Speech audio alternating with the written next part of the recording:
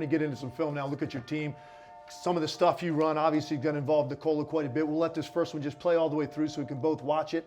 And then you can see the replay and stop it where you want to. But just talk about the set, maybe even this play call if you want to do that. And then what you're looking for in this action. Now, Strawther to Jokić. Jokić with the float. Oh, Zach Gordon, who rocks the Casbah! Yeah, I mean, you can pause it there. You know, a lot of times the start of this action with the split, with the way people switch off the ball now, we've found that, you know, rip screens, flare screens, however you want to put it, is a lot more effective. It causes some confusion. Usually the defender has to trail the play here like they do with Julian. Just good action here, well spaced. And it's always about those little details like you're talking about with that split and forcing Dunn to go over the tops. It just gives Strawther a little bit more space, right, it does. to operate, and now it puts Zubac in a tough spot.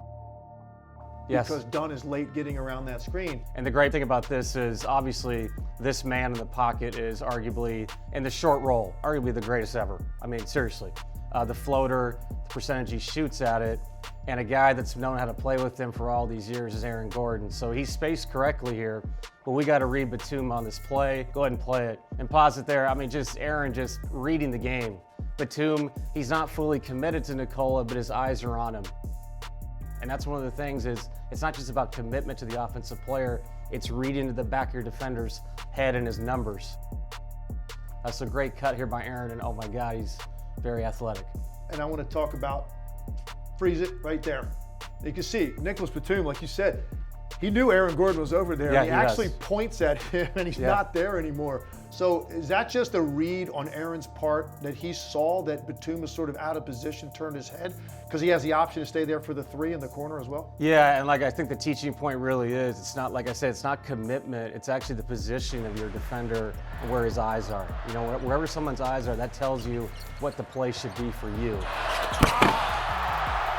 Now we're going to go to the second set, which is getting Nikola and Jamal Murray involved here with some dribble handoff game at the top.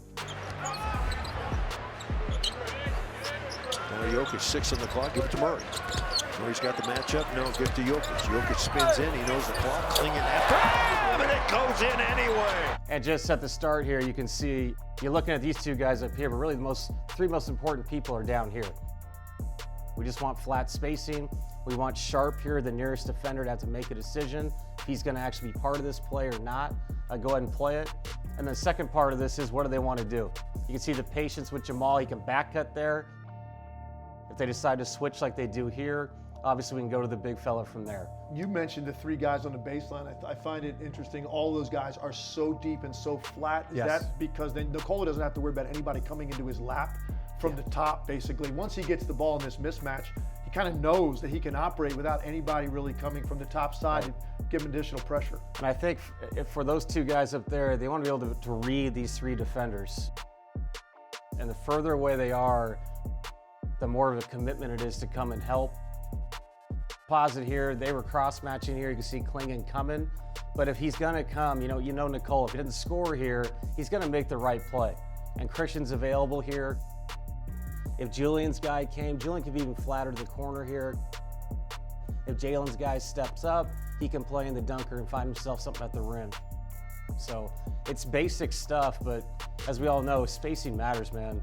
Where you are in the court for your teammates, it always leads to winning basketball. And then one thing you could see here that I've always loved about Nikola is he's the best I've ever seen in understanding the leverage behind him and where the defender is and knowing how to spin off based on the defender's leverage. And once he gets this mismatch, he just knows exactly where he wants to go with this. And one underrated thing, before the spin, he sees that Klingon is the weak side defender, and that changes the type of shot he shoots. So now he knows when I get to my left shoulder, big fella's coming. It's a different kind of shot for him. And by the way, we all know this shot is not easy. To fall away with a jump hook over a 7'3" man, he's very unique. He's got Walker on his back, hands it to Murray. Murray backs it up, bounce pass back to Jokić with Simons on him, slips through, floats it up and in. 16 in the quarter for Jokić.